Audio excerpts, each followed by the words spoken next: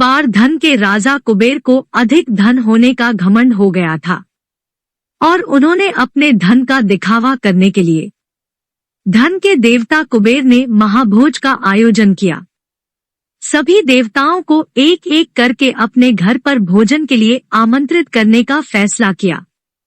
कुबेर देव का घमंड अब इतना बढ़ गया था कि उन्होंने देवों के देव महादेव को खाने का निमंत्रण देने का सोचा।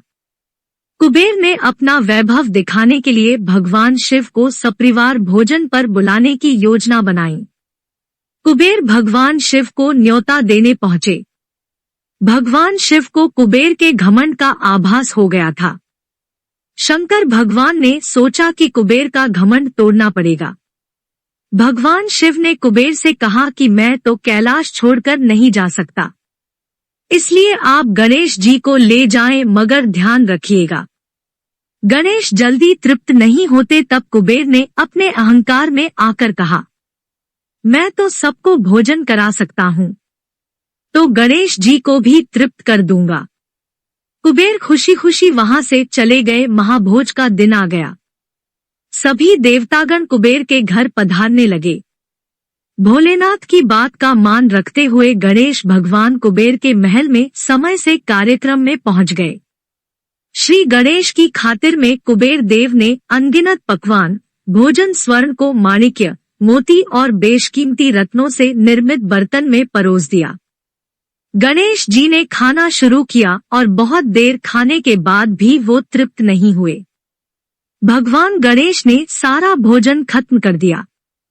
जब कुबेर ने बाकी मेहमानों के लिए फिर से भोजन बनवाया तो भगवान गणेश कुबेर की रसोई में रखा सारा खाना खत्म करते जा रहे थे, लेकिन उनकी भूख शांत ही नहीं हो रही थी।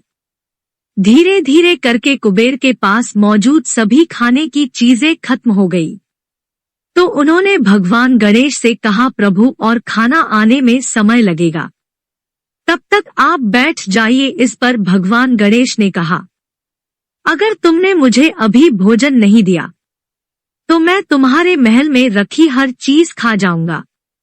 कुबेर देव का पूरा अन्न धीरे धीरे समाप्त हो गया और वो घबरा गए। इसी घबराहट में वो सीधा शंकर भगवान के पास पहुंचे और पूरी बात बता दी। थोड़े ही देर में गणेश जी भी वहां पहुंचे।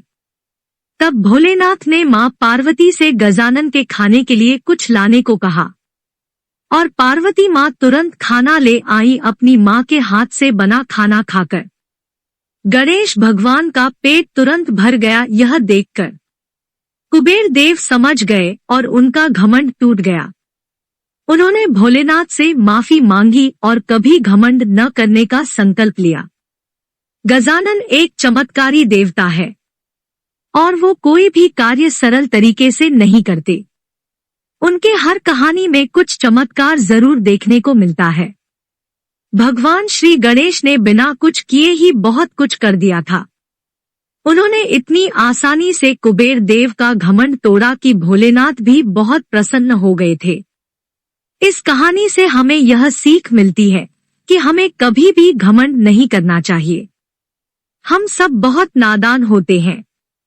हमें अपने धन संपत्ति का बहुत जल्दी घमंड हो जाता है और हम लोगों को नीचा दिखाने लगते हैं। यदि आप ऐसी ही कहानियों को पसंद करते हैं तो कृपया आप मेरे YouTube चैनल कहानियां विद सीमा को सब्सक्राइब, लाइक एंड अपने दोस्तों के साथ शेयर करें। धन्यवाद।